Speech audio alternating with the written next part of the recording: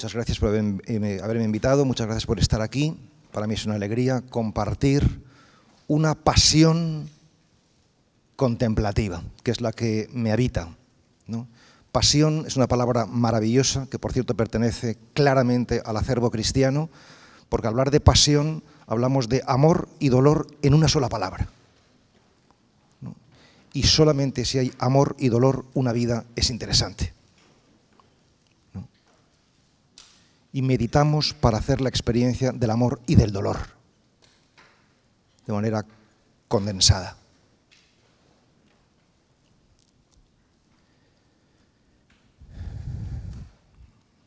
Bien, hace unos 4 años aproximadamente escribí un pequeño ensayo sobre el silencio y desde entonces no he parado de hablar. Esto es una ironía, evidentemente, pero encierra una verdad muy profunda.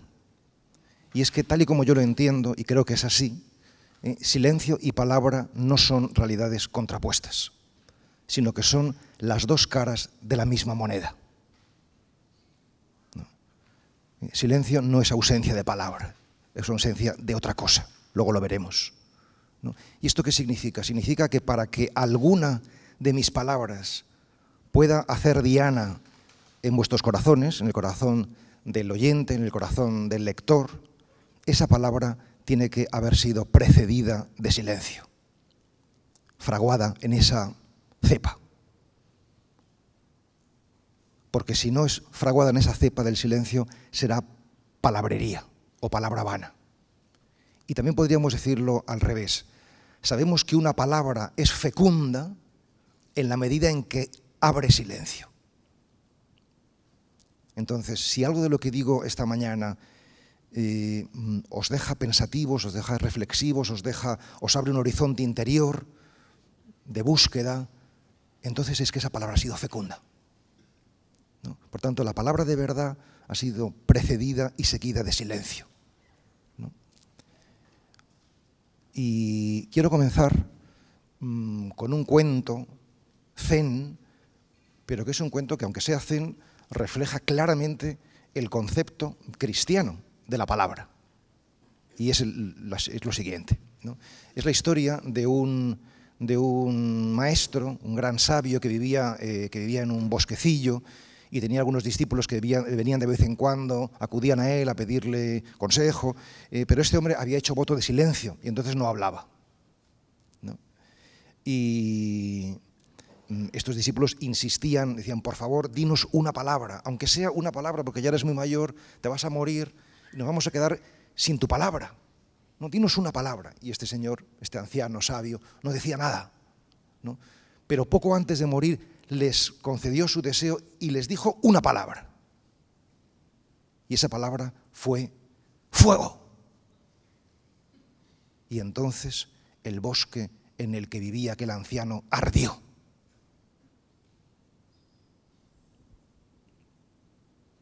Ese es el poder de la palabra. O sea, la palabra de verdad cambia la realidad, tiene el poder de transformación. Y si no lo tiene, no es de verdad. La palabra es creadora. Un hombre le dice a una mujer, te quiero. Y una mujer le dice a ese hombre, te quiero. Eso es un matrimonio. Más allá de que se selle luego o no se selle. Eso es un matrimonio. Esa es la unidad del amor, vinculada por la palabra, que somos. Bien, sirva esto como pórtico, este cuento de fuego, como pórtico de la palabra para hablar del silencio, ¿no? Y me gustaría responder con vosotros a 3 preguntas. Llevo 5 minutos, me han dado 45. A 3 preguntas. Una primera sería, ¿por qué meditar? Una segunda sería, ¿cómo meditar? Y una tercera sería, ¿qué pasa cuando meditamos? Bien, primera cuestión, ¿por qué meditar? Y voy a responder a esta cuestión en 5 fases. ¿Por qué meditar? Primera fase, meditamos para conocernos a nosotros mismos. En realidad no hay pregunta espiritual más fundamental que ¿quién soy yo? Si nosotros sabemos quiénes somos, no andremos muy desencaminados en lo que tenemos que hacer. Pero si no sabemos quiénes somos, lo que tendremos que hacer estará descabalado, ¿no? Conócete a ti mismo. Sería el emblema de cualquier conocimiento, también del conocimiento silencioso. Nosotros hemos generado un tipo de sociedad donde todos son estímulos para ir hacia afuera y para no hacer la aventura del conocimiento de uno mismo, estar siempre entretenido, siempre fuera y nunca dentro. Por supuesto que hay muchas maneras que hemos inventado a lo largo de la historia para conocernos a nosotros mismos. Por ejemplo, la lectura, o por ejemplo, el diálogo, o por ejemplo, el viaje, y tantas cosas, ¿no?, para conocernos. Pero el silencio, o mejor dicho, el silenciamiento, silenciarse por dentro, es la manera que yo conozco al menos más radical de conocerse a uno mismo, más directa, más sobria y podríamos decir más desnuda y más salvaje. O sea, si realmente tienes ganas de conocerte a ti mismo, te aconsejo vivamente que estés en silencio y en quietud.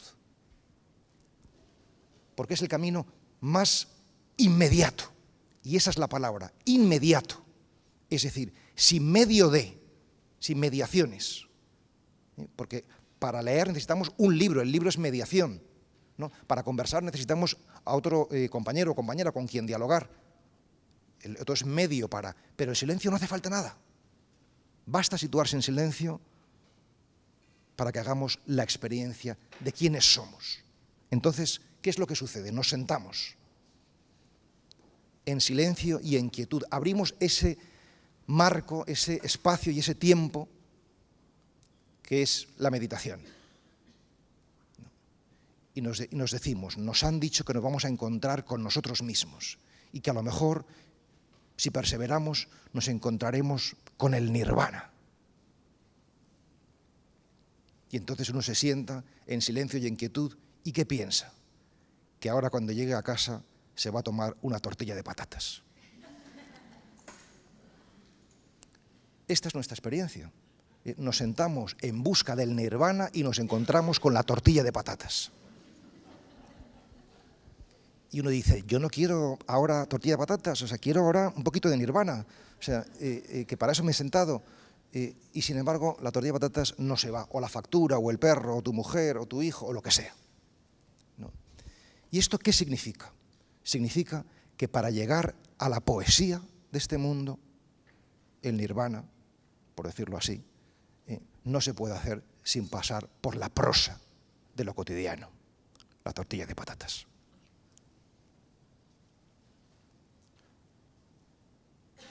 No podemos llegar, y esta es una afirmación de peso, y luego si queréis la discutimos, no podemos llegar al fondo de la cuestión sin la forma de lo que somos.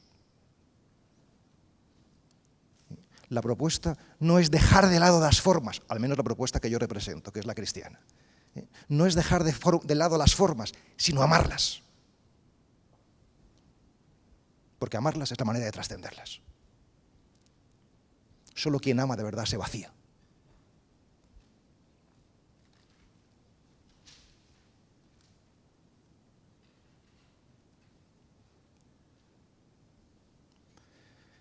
Si perseveras mirando ese espejo, porque claro, la meditación es un espejo de lo que tú eres, ¿no? Y ese espejo, en general, lo que nos sucede es que no nos gusta, porque no nos gusta lo que somos. Nos inventamos 1000 excusas para no meditar, pero la única excusa cierta y segura es que lo que vemos no nos gusta y nos escapamos.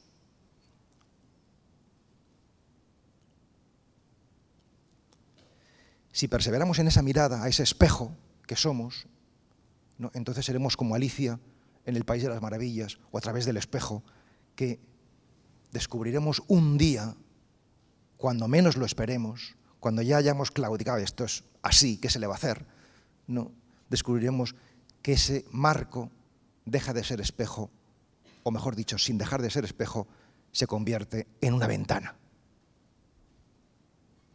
Y entonces descubres que tu identidad, quién eres tú, es algo mucho más hondo y mucho más profundo e insospechado de lo que podías imaginar.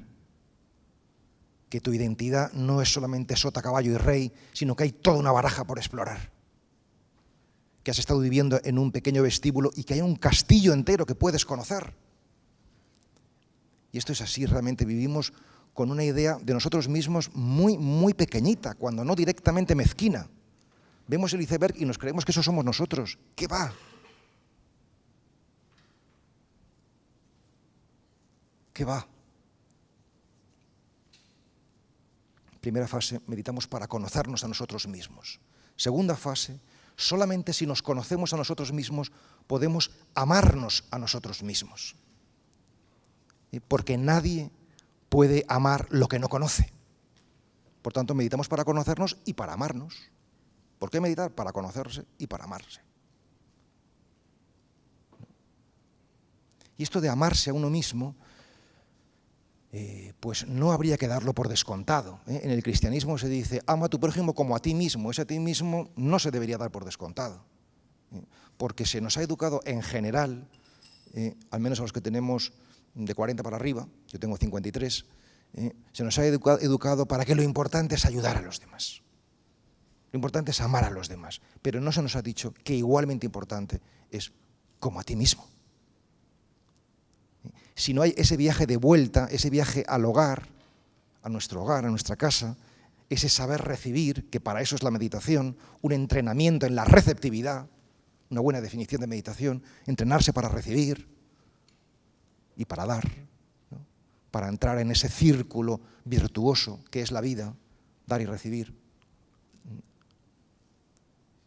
pues no funcionará, ¿no? Tercera fase, meditamos para conocernos, para amarnos. Solamente si nos amamos a nosotros mismos podremos amar a los demás, por lo que acabo de exponer.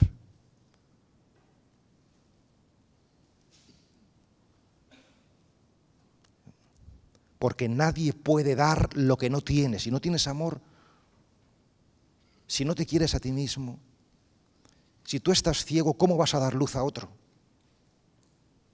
¿Cómo va a guiar un ciego a otro ciego? Esto significa que nuestro deber ético fundamental es sanar. Porque solamente si tenemos luz podemos irradiar. Solamente si tenemos salud podemos darla.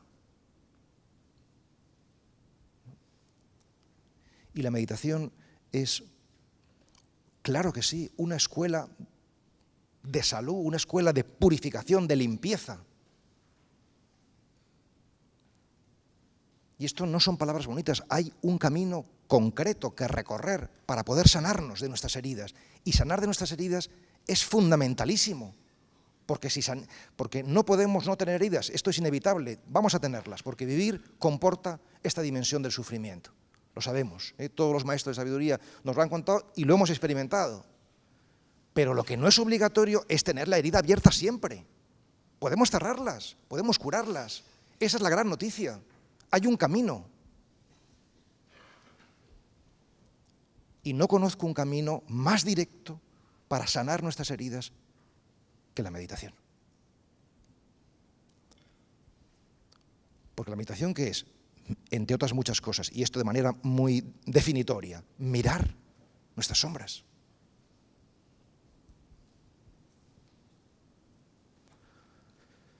Cuarta fase. Solamente si nos conocemos y amamos a los demás, nos enteramos de qué va la vida. Por tanto, meditamos para vivir. Así de sencillo. ¿Para qué meditar? Para vivir.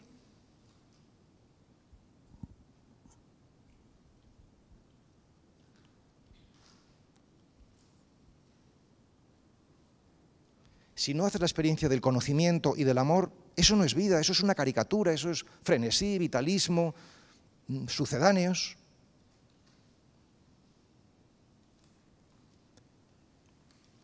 Meditamos para entrenarnos a ser conscientes, a que la vida no pase por nosotros, sino nosotros por ella.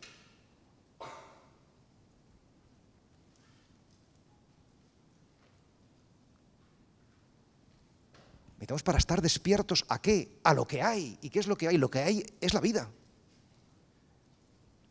Y la vida es un misterio de amor y dolor, de luz y sombra, si os gusta más. Y por último, última fase, solamente si nos enteramos de qué va la vida, si vivimos, podremos atisbar, a lo mejor, intuir, vislumbrar el misterio del ser, que los creyentes llamamos Dios. Y que los no creyentes llaman ser, pero por palabras no vamos a discutir. A mí me importa un pito, cómo se llame. Pero que hay misterio, para mí eso es incuestionable. O sea, que no todo lo resuelve la razón, sino que hay muchas cosas que la razón no resuelve. Por ejemplo, si tu ser amado se ha muerto, por mucho que le des al coco, eso no se resuelve. Y que tú puedas seguir amando a una persona que se ha muerto, eso desde luego es algo espiritual, misterioso.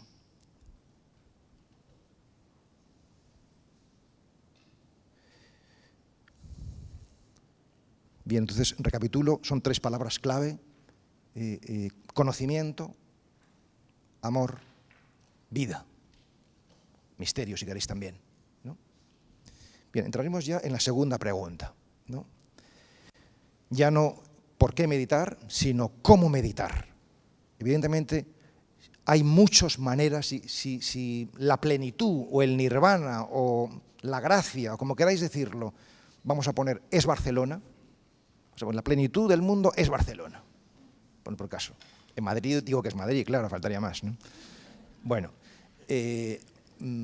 pues lo interesante será que busquemos el modo para llegar a Barcelona de la manera más eficiente, ¿no? Es decir, que si podemos tomar una autopista, pues mejor, ¿no? O sea, yo supongo que para ir a Barcelona habrá muchas autopistas, o varias por lo menos, ¿no? O sea, yo voy a hablar de una, que es la que yo conozco, ¿no?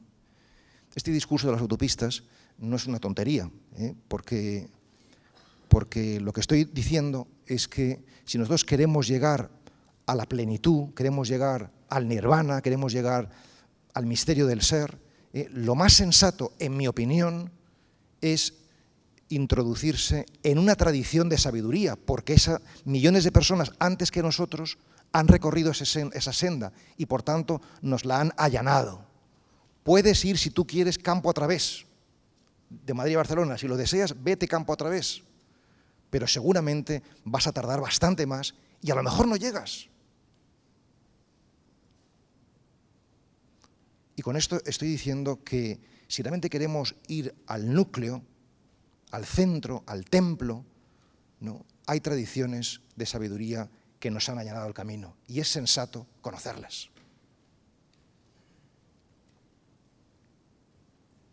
Igual que si uno es escritor, es sensato conocer la tradición literaria, leer. Si tú quieres escribir, leer es sensato.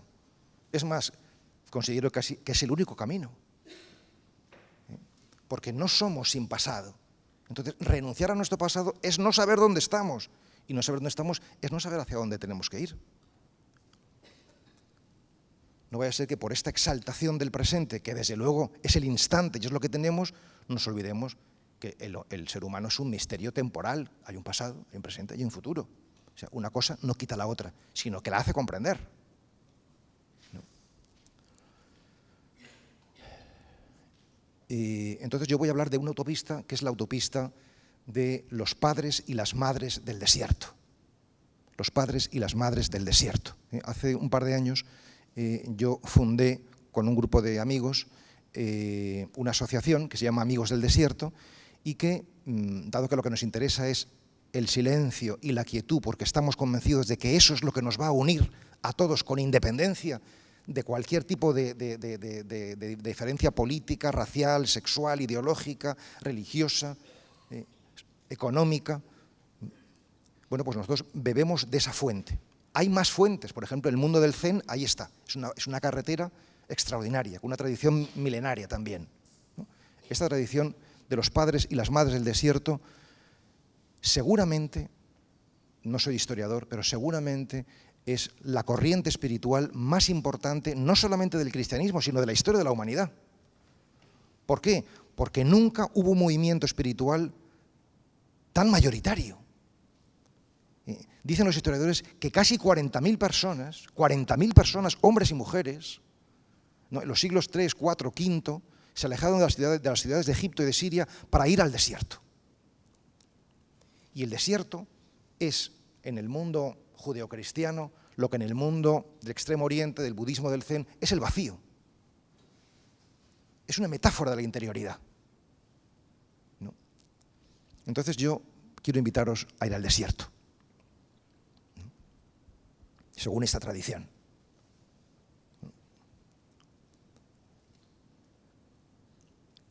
Creo que si estamos aquí esta mañana es porque, lo sepamos o no, tenemos una llamada al desierto.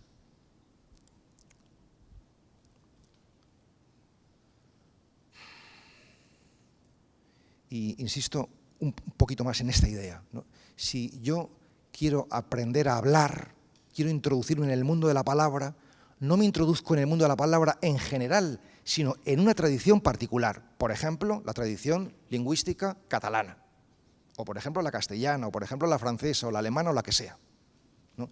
Y introduciéndome en lo particular, no me cierro, me abro a poder comunicarme. Entonces, tener nuestra identidad clara no es cerrarse, es posibilitar la apertura. Solamente podemos abrirnos si sabemos quiénes somos. Joder.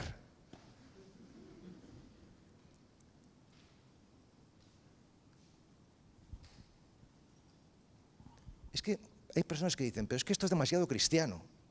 Pero es como decir, esto es demasiado autopista, ¿no? Para ir a Barcelona es demasiado autopista, pero ¿cómo que demasiada? La autopista lo que importa es que cumpla el objetivo. Esto es demasiado castellano, pero ¿cómo que demasiado? ¿Qué significa demasiado? Digo esto para que revisemos, ¿no? Porque todos los caminos pueden ser buenos, claro que sí, ¿no? Pero tenemos que escoger aquel que de alguna manera nos sintamos más cómodos, que sintamos que responde a nuestra índole personal. Porque si no perderemos mucho el tiempo y a lo mejor la vida, y no hemos llegado al centro. Y es importante estar en el centro, porque hay muchas personas a las que ayudar. Por eso es importante. Si fuese solamente por ti, haz lo que te dé la gana, pero es que hay que dar mucha luz al mundo. Eres responsable de la oscuridad que hay, porque no la tienes tú, y podrías tenerla. Entonces tenemos ya 30 años, tenemos ya 50 años, tenemos ya 70 años. ¿Qué estamos esperando? Parezco un cura de los de antes, echando broncas. Echando broncas a la gente. Perdonadme, si yo soy una persona mucho más cordial, no soy así tan así, ¿no? Bueno, es que a veces me enciendo porque me enciendo, ¿no? No quiero echar broncas, al contrario, ¿no? Enhorabuena por estar en la búsqueda, pero vamos a encontrar, ¿no? Vamos a encontrar. Bien, pues igual que para adentrarnos en la lengua en general, aprendemos una lengua particular, para adentrarnos en el silencio, nos adentramos en un silencio en particular. Y yo os voy a mostrar el silencio del desierto, ¿eh? De los amigos del desierto, de los padres del desierto, ¿no? Que tiene 3 anclajes. Llevo 20 minutos. Que tiene 3 anclajes, como no puede ser de otra manera. Uno es el anclaje espiritual, otro es el anclaje corporal, y otro es el anclaje verbal, ¿no? El que nos interesa es el espiritual, el fondo de silencio que somos. Pero nosotros vamos a acceder a ese fondo de silencio que somos, ¿cómo? Con lo que somos. ¿Y qué somos? Cuerpo y lenguaje. Eso es el ser humano. Entonces, para acceder al fondo de lo que somos, no dejamos lo que somos, sino que caminamos con lo que somos. No renunciamos a nuestro cuerpo. Y no renunciamos al lenguaje. Entonces, la palabra y el cuerpo, y esto es cristianismo puro, son la forma como accedemos al fondo. No eliminando esas formas, sino amándolas, amándolas. Es curioso que el cristianismo es la religión del cuerpo, ninguna religión la ha exaltado tanto, y de la traición al cuerpo, ninguna religión la ha demonizado tanto.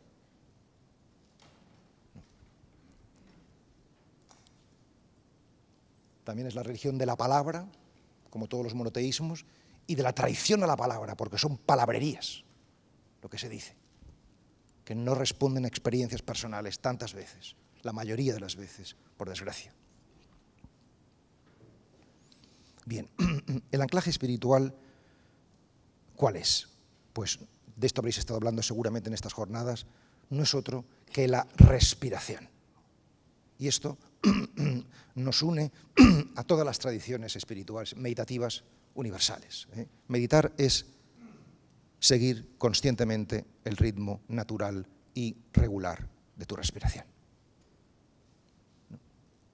Spiritus, la palabra spiritus, espiritual, viene de spirare, respirar. El hombre espiritual es el que respira.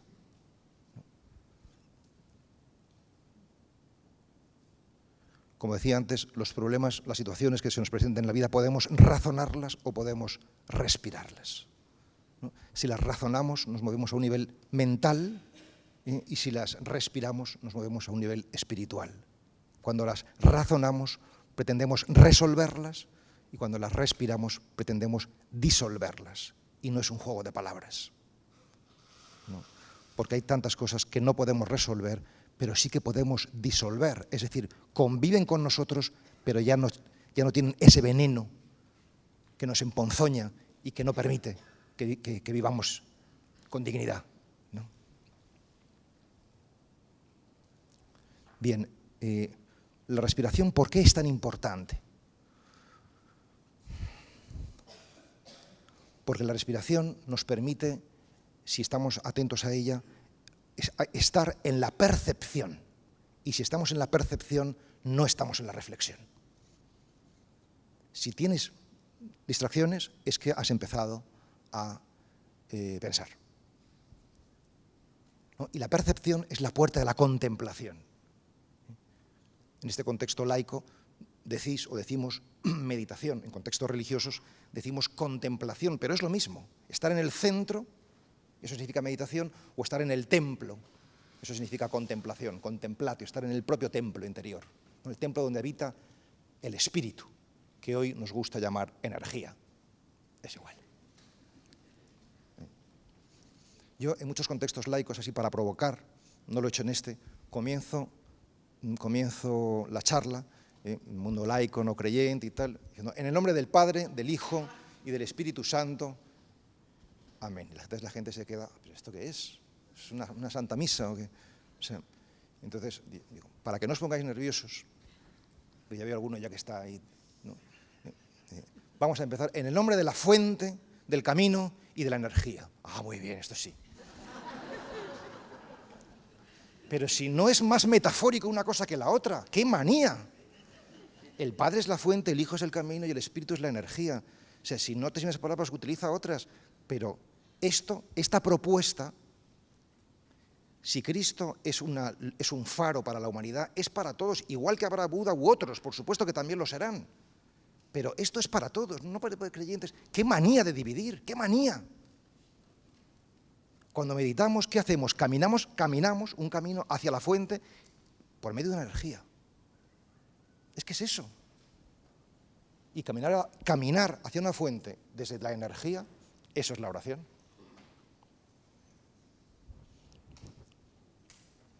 Que por supuesto que tenemos que renovar la sensibilidad, el lenguaje, pero no nos perdamos un tesoro de sabiduría, porque no hemos sabido formularlo para nuestra sensibilidad. Hagamos el esfuerzo. Así que, en el nombre del Padre, del Hijo y del Espíritu Santo.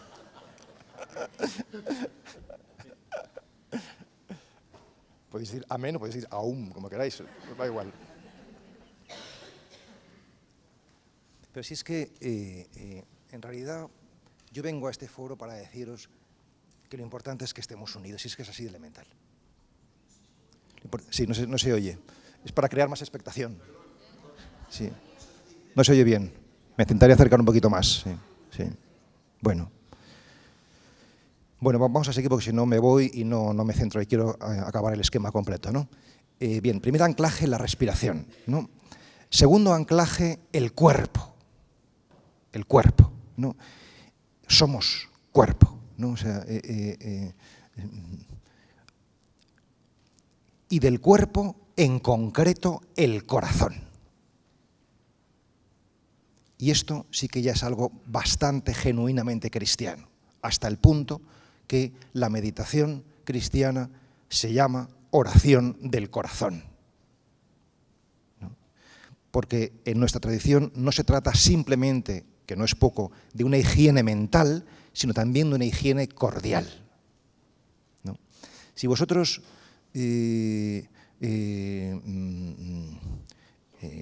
seguís el ritmo de la respiración, estáis siguiendo un ritmo biológico fundamental del ser humano, pero no el único, porque el ser humano tiene dos ritmos biológicos, que es el respiratorio y el cardíaco.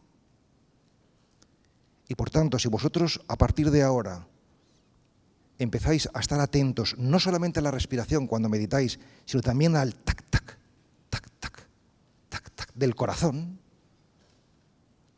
estaréis en la vida, que es el corazón y la respiración. Y si estamos en la vida, a lo mejor, quién sabe, podamos estar en la vida con mayúscula. ¿No? Y entonces, ¿cómo estar atentos al corazón? ¿Cómo escuchar? ¿Cómo estar en ello? Pues en la tradición que yo represento se hace por el poder de las manos. ¿No? Esto de las manos no es una chorrada, sino que es algo decisivo, ¿no? O sea, ¿por qué? Primero, las manos son dos, ¿no? Y están dispersas. Y con este gesto, que es universal en todas las tradiciones de sabiduría, las unimos, ¿no? Y al unirlas, el cuerpo está diciendo al espíritu qué es lo que está buscando. Lo que estamos buscando es la unidad, es la unificación. Entonces, primero nos unimos físicamente para que espiritualmente se posibilite eso. Exacto, con las manos unidas, ¿no? Y las manos se unen cerca del corazón, como si custodiaran el corazón, ¿no? Cuando yo he hablado de meditar con las manos así, como se hace en la oración tradicional cristiana, por cierto, ¿no? O bien como hacemos los sacerdotes cuando decimos la misa con las manos separadas, a esta altura,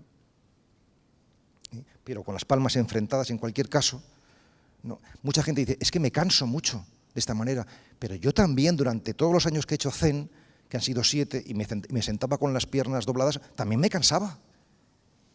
Es decir, que todo tiene una disciplina. O sea, ¿estoy dispuesto a 7 años torturarme las piernas y no 2 meses las manos? Aparte que Buda también meditaba así, ¿no? En cualquier caso, si veis la iconografía budista, veréis que Buda medita con las manos en el abdomen, en el jara, como sabéis de sobra, ¿no? Porque en el budismo la cosmovisión, o mejor dicho, la visión antropológica que tienen del hombre es que el centro del ser humano está aquí, ¿no? Pero en la tradición nuestra, cristiana y occidental, cuando decimos yo, no decimos yo, ni decimos yo apuntando la cabeza, decimos yo, apuntándonos el corazón o el pecho.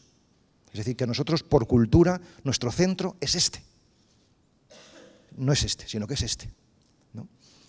En todo caso, podéis tener vuestras reservas, es lógico, todos tenemos las nuestras, ¿no? Pero os invito a meditar así, ¿no? Y veréis que se despliega un campo de energía muy diferente de meditando abajo. Por supuesto que abajo también es muy interesante meditar, porque aquí tenemos los órganos de digestión y de eliminación, ¿no? Y en la vida hay que aprender a digerir y a eliminar, ¿no?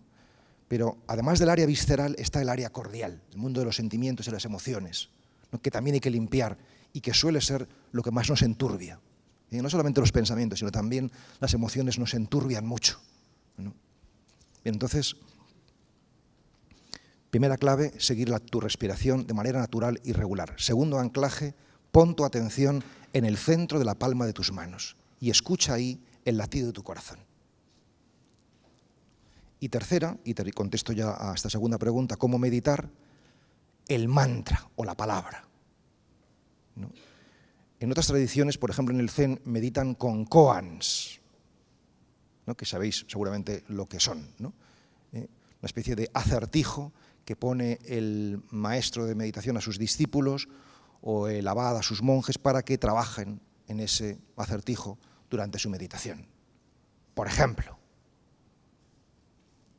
con todo el respeto al Zen, que lo he aprendido muchísimo, lo respeto un montón, ¿no? Siempre he dicho que si no fuese cristiano sería budista, ¿no?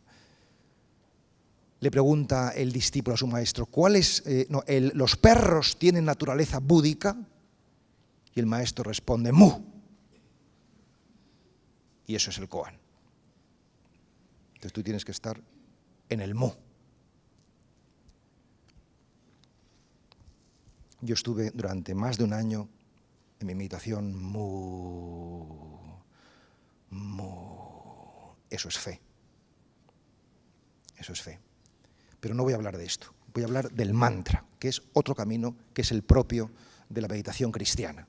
Mantra es una palabra indoeuropea de dos partículas, man y tra, ¿no? Man significa mente, como la mens latino, y tra, instrumento.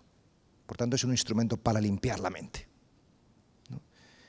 Si es mediante una palabra, vamos barriendo, mantra es como una escoba, vamos barriendo todas las palabras que tenemos en la cabeza, ¿no? Es como si tú tienes una habitación llena de cosas, empiezas a sacar, con un gancho, vas sacando todas las cosas, ¿no? Entonces en la habitación empiezas ya a ver más espacio y puedes distinguir, ahí hay una mesa, hay una silla, hay un radiador, pero cuando está tan llena no puedes verla, ¿no? Pues el mantra actúa igual, ¿no? Dice San Juan de la Cruz que la recitación atenta y amorosa de una palabra nos transforma. Entonces, os propongo, porque mi pretensión cuando he venido aquí es que por lo menos experimentemos esta tarde o esta noche esto que estoy proponiendo, ¿no? Os propongo, por ejemplo, la palabra sí al expirar. Sí. O si sois cristianos o no tenéis prejuicio anticristiano, la palabra Maránata, que es el mantra por excelencia del cristianismo. Mará en la inspiración, nata en la expiración. Es una palabra aramea, ¿no? Es el mantra por excelencia de los cristianos, ¿no? Y eso nos va transformando. Y cuando yo cuento esto, siempre en la audiencia hay alguna sonrisa más o menos escéptica, ¿no? Porque nosotros hemos sido educados en eso, en la sospecha, de decir, bueno, esto de que una palabra te cambie, ¿no? Y entonces yo, cuando veo esto, pues pongo un ejemplo para que en la práctica veamos que efectivamente el mantra es eficaz, ¿no? Entonces yo os invito a que mañana recitéis este mantra que yo os voy a dar ahora, 100 veces, 200 veces, 1000 veces, siempre que os acordéis lo recitéis, ¿no? Y ese mantra va a ser este: soy un desgraciado. Claro, tú te vas a decir mañana, soy un desgraciado, 100 veces, 200, 1000, siempre que queráis lo dices, ¿no? ¿Te acuerdas? Tal. Yo te puedo asegurar que cuando llegue la noche y te vayas a acostar, no podrás dormir porque estás hecho polvo. Yo soy tan tonto que lo experimenté, ¿no? Y fue horrible, ¿no? O también podéis hacer un segundo ejercicio, que es más recomendable, y que es mañana, 100 veces, 200, 1000, 2000, siempre que os acordáis interiormente decís, soy una persona maravillosa, soy una persona maravillosa, ¿no? Yo te puedo asegurar, porque también lo he experimentado, que cuando llegue la noche y te vayas a acostar a dormir, tampoco podrás dormir de pletórico que estás. Claro, nosotros nos reímos, pero ¿esto qué significa? Significa que nosotros somos responsables de nuestro bienestar o malestar emocional en una medida mucho mayor de lo que imaginamos, porque todo depende de nuestro discurso interior. Todo depende. Si yo entro en esta sala diciendo, ¿esta gente quién es? No quiero estar aquí, quiero irme a comer, me va a salir mal, me voy a trabar, no tengo ganas. Pues sencillamente así será, pero si entro en esta sala diciendo, voy a transmitir una pasión que va a dar fuerza a muchas personas aquí presentes y que les va a abrir un camino, ¿no? Voy a salir de aquí con muchos amigos, no solamente amigos del desierto, sino amigos míos, ¿no? Sencillamente así será, porque en realidad todo depende de nuestra confianza. Meditar es entrenar la confianza. Cuanta más confianza hay en nosotros mismos, en los demás, en la vida, en Dios, que es la misma confianza, estamos mejor. Entonces, la recitación atenta y amorosa de una palabra va generando confianza. Creo que sabéis, y si no os lo digo yo ahora mismo, pues que además de escritor, soy sacerdote católico, hoy hay que especificar. Entre los oficios que me corresponden, pues está el de confesar. Confesar. La gente hoy en general no se confiesa, se confiesan nada más los abuelitos, abuelitas, la gente joven pues ya prácticamente no se confiesa. Entonces, pues vienen abuelitos, abuelitas a confesarse conmigo y no sé si recordáis por vuestra formación infantil que al acabar la confesión hay una penitencia, ¿no?, que hay que poner, ¿no? Y cuando yo me olvido, el ancianito o la ancianita me lo recuerda, me dice, ¿y la penitencia, padre? Me lo recuerda, ¿no? Y entonces cuando me lo recuerda, yo les digo, vale, me había olvidado, perdone, va usted a recitar 100 veces, soy una persona maravillosa. Y entonces me dicen, de acuerdo, pero algún Padre Nuestro de María no puede ser también. Sí, no se entiende. Bueno, no voy a repetir porque si no tiene gracia, ¿no? No, esto es una broma, ¿no?, que tonta, pero lo que sí que me dicen es que no me lo creo, padre, que yo soy una persona maravillosa, no me lo creo, ¿no? Y entonces les digo, pero es que no es la fe la que da la palabra, sino la palabra la que da la fe. Si tú tienes esa palabra, te la vas diciendo, vas creyéndolo, ¿no? Entonces, la palabra está profundamente vinculada con el silencio, ¿no? Y concluyo con la última pregunta, me quedan 5 minutos. ¿Qué pasa cuando meditamos? Pues supongo que habéis estado trabajando en este congreso sobre ello. Pues pasan 3 cosas, ¿no? Pasa la vía purgativa, la vía iluminativa y la vía unitiva, por decirlo en el lenguaje de Santa Teresa, ¿no? Es decir, al meditar nos limpiamos, nos purgamos, nos purificamos, ¿no? Primera fase.